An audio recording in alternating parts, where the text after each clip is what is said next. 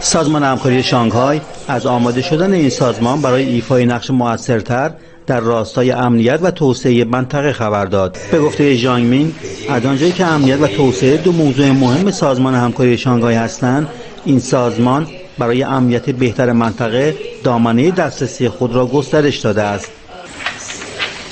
سازمان همکاری‌های شانگهای به سرعت در حال گسترش است و به عنوان الگویی برای صلح منطقه‌ای و همکاری بین‌المللی فعالیت می‌کند. کشورهای عضو می‌توانند توانمندی‌های خود را از طریق این همکاری‌ها توسعه دهند. دبیرکل سازمان همکاری شانگهای به نشست وزرای امور خارجه این سازمان در دهلی نو اشاره کرد و گفت این نشست نتایج ثمربخشی را داشته و زمینه را برای نشست رؤسای جمهور کشورهای عضو فراهم نموده است. همچنین چین گانگ وزیر امور خارجه چین در نشست دهلی نو پیشنهادی 5 ماده‌ای را در خصوص ایجاد اجماع و تقویت همکاری ارائه کرده است.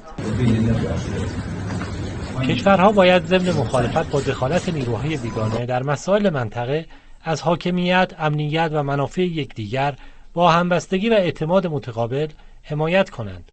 وزیر امور خارجه چین همچنین گفته کشورها باید بر توسعه بلند مدت تمرکز کرده ساختار نهادی را تقویت کنند و عضویت ایران و بلاروس را به طور منظم تکمیل نمایند. همچنین ژانگ مینگ دبیرکل سازمان همکاری شانگهای در حاشیه این مراسم جمهوری اسلامی ایران را دارای ظرفیت‌های بسیار بالا برای همکاری با سازمان همکاری شانگهای دانست.